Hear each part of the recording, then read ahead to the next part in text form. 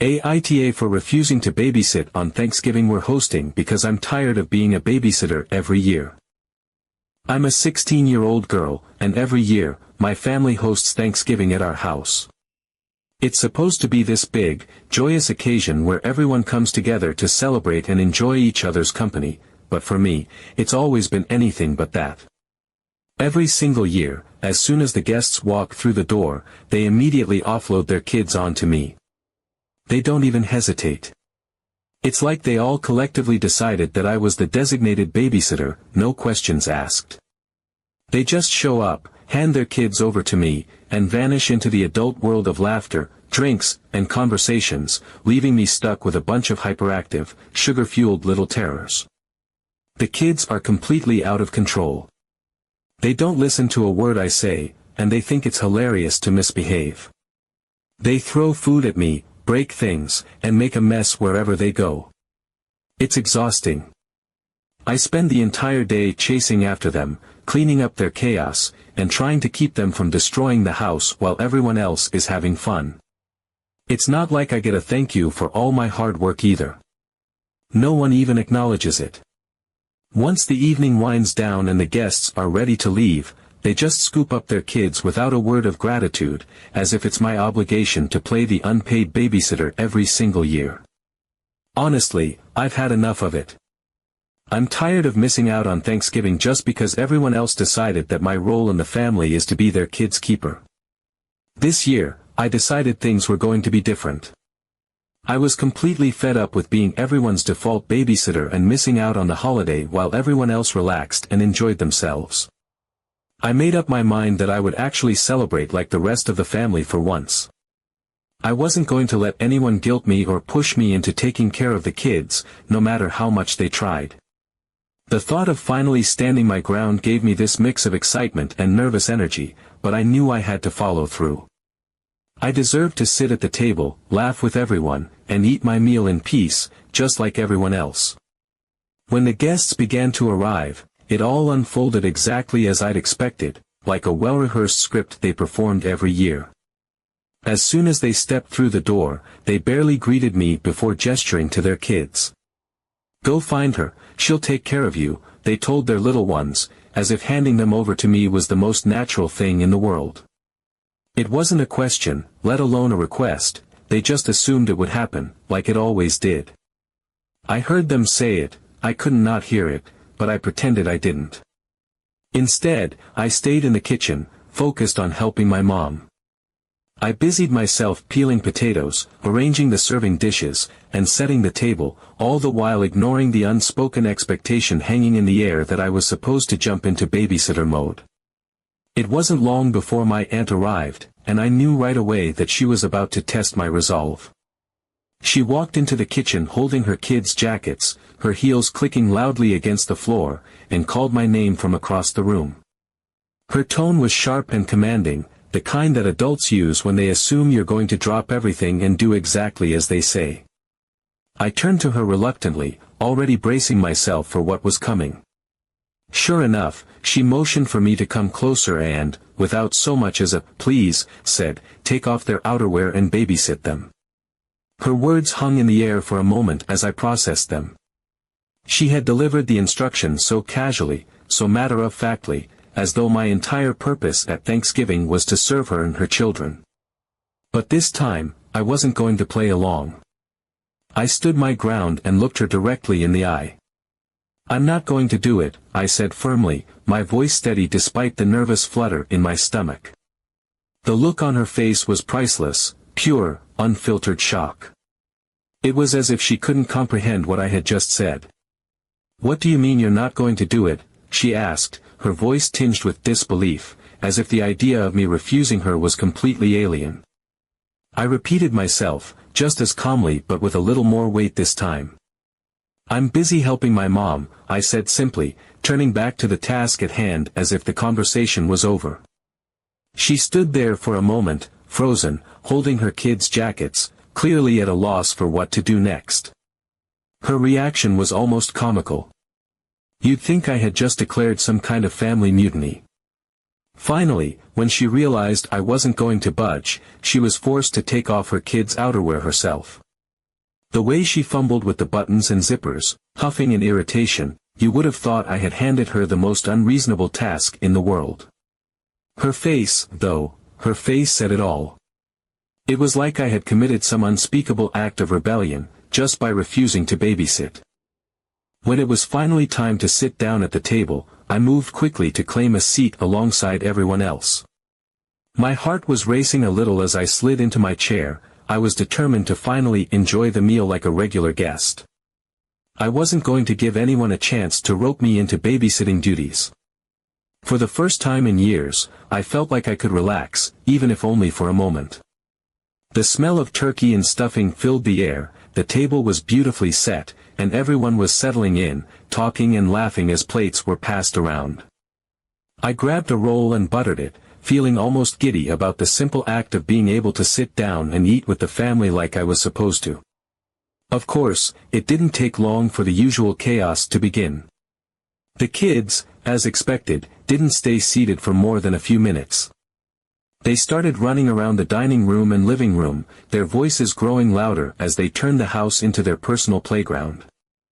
Normally, this would have been the moment where everyone turned to me with those expectant looks, silently telling me it was time to step up and take control of the situation. But this year, I didn't budge. I stayed firmly in my seat, enjoying my food and joining in on the conversations around me. For the first time, I wasn't the one chasing after them, shushing them, or cleaning up their messes. I just let it all happen in the background, fully embracing the idea that this wasn't my responsibility anymore. Then it happened, the inevitable moment I'd been expecting all along. My aunt, who had been watching the chaos unfold with increasing irritation, decided it was time to say something. She put down her fork with a dramatic clink and, in a tone that was just loud enough to be heard over the commotion, said, "Someone needs to look after the children." Her words hung in the air, slicing through the general buzz of conversation at the table. She glanced around the room slowly, her eyes scanning each adult seated at the table, as if waiting for someone to volunteer. But no one did. The other adults avoided her gaze, clearly unwilling to take on the task themselves. Finally, her eyes landed squarely on me. Her expression was sharp and expectant, and there was no mistaking the target of her frustration. "It's your duty as a girl to babysit the children," she said, her voice dripping with irritation and disapproval. For a moment, I just stared at her, completely dumbfounded. Did she really just say that? My mind raced, trying to process the sheer audacity of her statement. The words felt so outdated, so blatantly unfair. I could feel my frustration bubbling to the surface, and I knew I couldn't let this slide. I took a deep breath, steadied myself, and looked her directly in the eye. "It's not my duty," I said firmly, my voice calm but resolute. "And this year, someone else can take care of them." My words landed like a bomb. My aunt's face froze, her expression caught somewhere between disbelief and outrage. It was as if she couldn't fathom that I had just stood up to her. For a moment, the entire table went silent. The clinking of silverware stopped, and everyone turned to look at me, their eyes wide with shock. My mom, sitting just a few seats away, looked stunned as well, her fork hovering mid-air as if she couldn't believe what she'd just heard. The tension in the room was almost palpable, but I didn't waver. I held my ground, refusing to back down or let the weight of their stares intimidate me. Nobody else stepped in to offer their help either, which only seemed to infuriate my aunt more. She sat there for a moment, fuming silently, before finally letting out a dramatic huff. "Well, I guess I'll have to do it myself if it's so hard for you to do it for once," she said, her tone dripping with passive aggressiveness. Her words hit me like a slap, not because they made me feel guilty, but because of the sheer hypocrisy behind them. For once. I've been the one looking after the kids every Thanksgiving for as long as I can remember. Year after year, I've been the one missing out on the meal, the conversations, and the celebrations because I was too busy being everyone's unpaid nanny. And now she was acting like this was some huge burden she was taking on for me. It was almost laughable. Still, I stayed firm. I wasn't going to let her guilt-trip me into giving up my one chance to enjoy the holiday. The rest of the meal went on, but the tension between my aunt and me was palpable.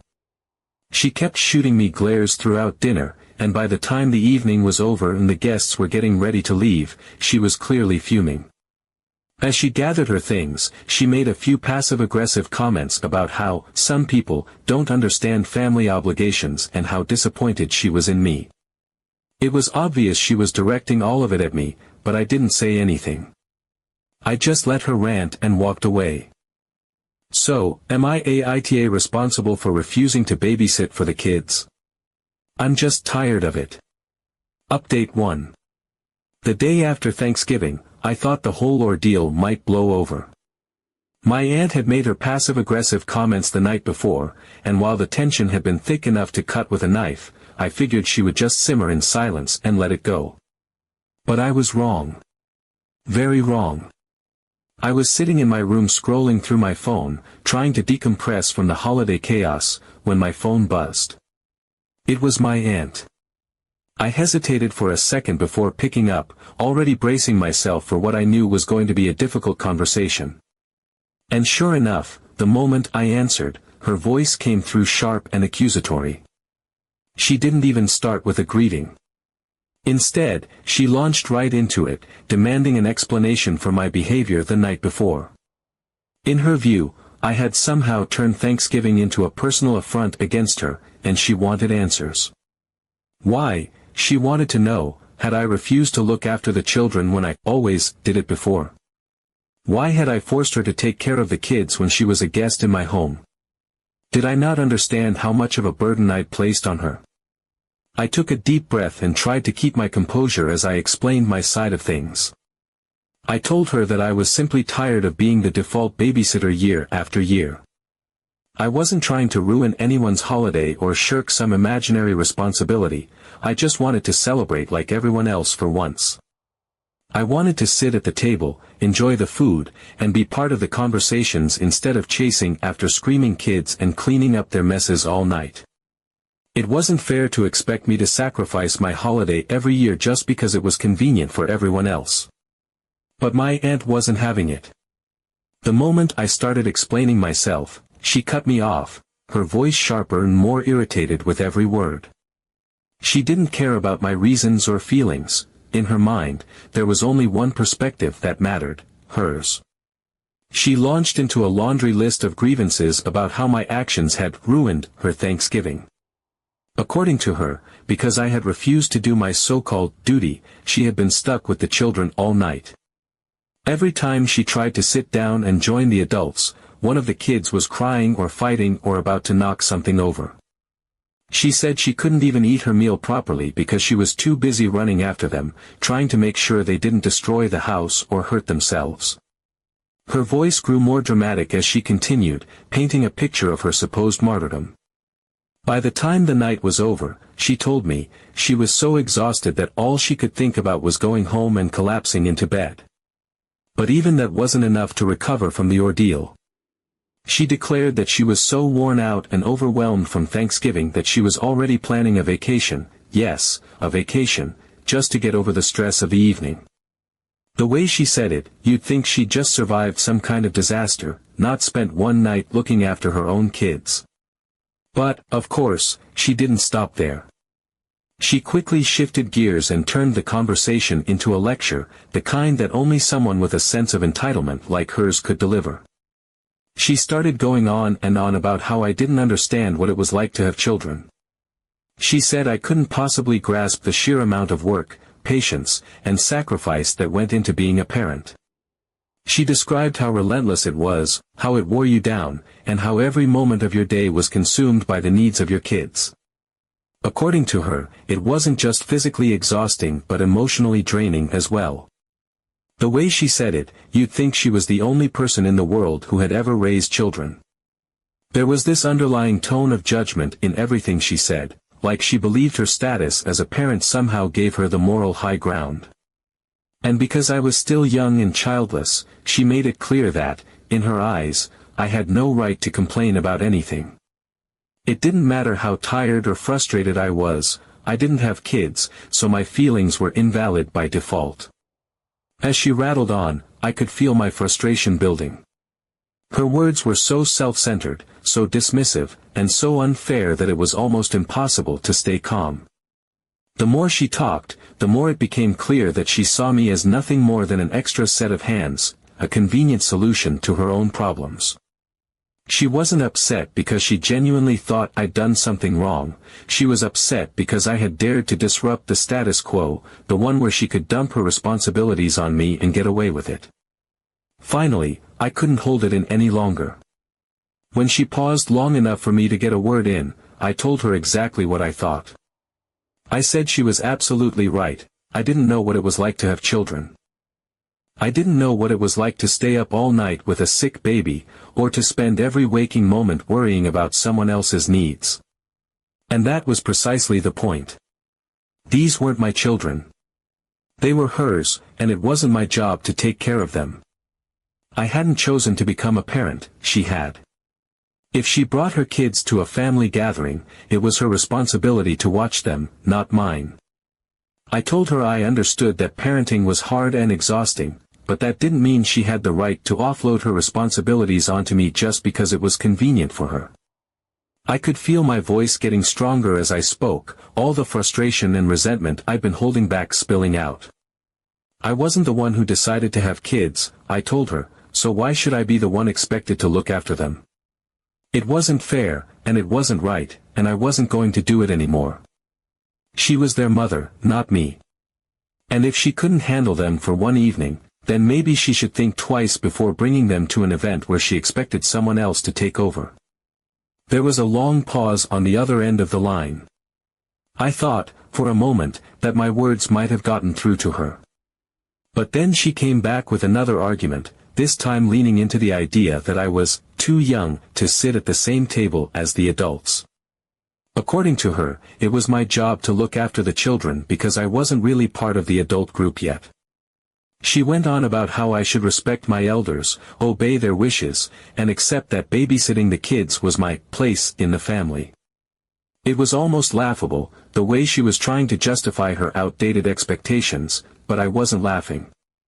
Instead, I told her that I disagreed. I wasn't a little kid anymore, I was 16 years old. I was old enough to contribute to the family celebration in ways that didn't involve babysitting, and I deserved to sit at the table and enjoy Thanksgiving like everyone else. I also pointed out that this wasn't her house. Thanksgiving was hosted at our house, and that meant she didn't have the right to dictate what I should or shouldn't do. If she wanted to set rules about babysitting, she could do that at her own house, not ours. I went on to say that as a guest, it was her responsibility to take care of her own children. It wasn't fair or reasonable to expect the hosts, or anyone else, for that matter, to take on that burden just because she didn't feel like doing it. And even more than that, it wasn't right for her to treat me like some kind of unpaid babysitter just because I was younger than her. I told her flat out that if she brought her kids to Thanksgiving, she needed to be prepared to look after them herself, because I wasn't going to do it anymore. My words seemed to hit her like a brick wall. She sputtered for a moment, clearly at a loss for how to respond. I could tell she was searching for a counterargument, something to regain control of the conversation, but she couldn't find anything. Every point she tried to make had already been addressed, and she had no choice but to let the silence stretch on. By the time the call ended, I could tell she was still angry, but she didn't have much else to say. I hung up feeling equal parts relieved and exhausted. It wasn't easy standing up to her, but I knew I had done the right thing.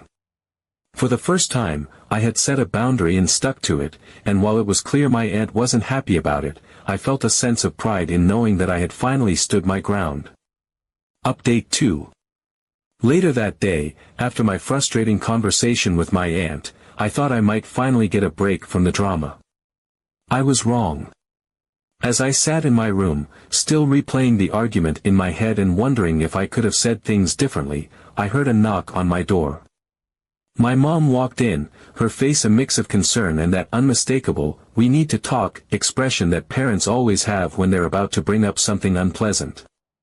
She sat down on the edge of my bed, and I immediately knew what this was about. Sure enough, she started by telling me that my aunt had called her earlier in the day. My heart sank a little as she explained how my aunt had complained about my behavior at Thanksgiving, claiming that I had been disrespectful and uncooperative. According to my aunt, I had shirked my responsibilities and left her to deal with the children all by herself, ruining her holiday in the process.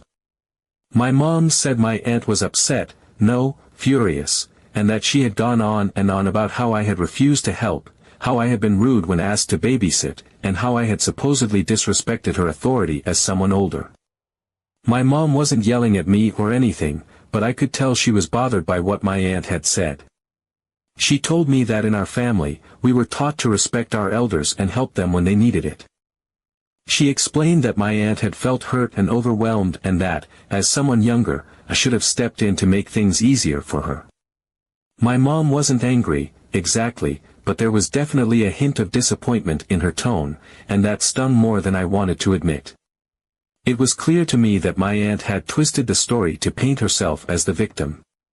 She had conveniently left out all the times she'd dumped her responsibilities onto me without a second thought, or how she had tried to guilt-trip me into taking care of her kids as if it were my job. And, of course, she hadn't mentioned how she'd snapped at me and acted like I'd committed some terrible crime by wanting to enjoy Thanksgiving with everyone else. Instead, she'd spun a version where she was the overworked, underappreciated guest who just wanted a little help and got disrespect in return. Hearing my mom repeat my aunt's complaints made me feel a wave of frustration and sadness. It was like the entire burden of the situation had been placed on me again, and my side of the story didn't even matter. But I knew I couldn't stay silent. If I didn't explain what really happened, my mom would only have my aunt's version to go on, and that wasn't fair, not to me, not to the truth, and honestly, not to my mom either. So I took a deep breath and told my mom everything.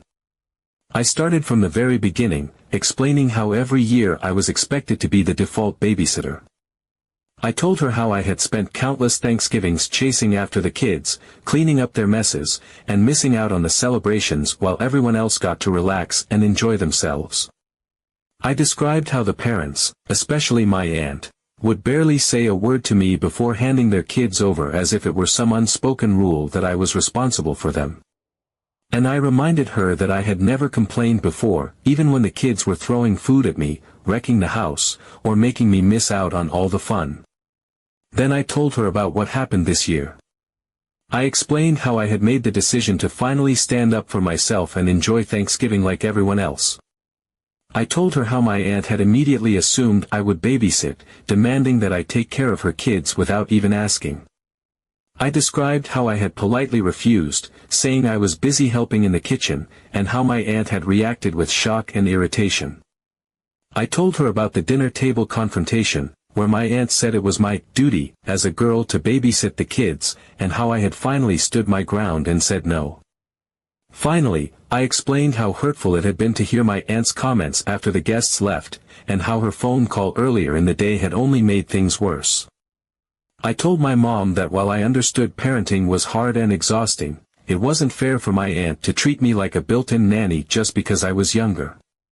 They weren't my kids, they were hers, and it wasn't my responsibility to take care of them, especially when I had no say in the matter. I wasn't trying to be disrespectful or selfish. I just wanted to enjoy Thanksgiving like everyone else for once. As I spoke, I could see my mom's expression start to shift. At first, she looked unsure, like she was trying to balance her loyalty to her sister with what I was saying. But as I kept explaining, I could tell she was starting to see my side of things. She nodded slowly, and I could see the wheels turning in her head as she replayed the events of the night in her mind. My mom admitted that she hadn't realized just how much pressure I'd been under in past years.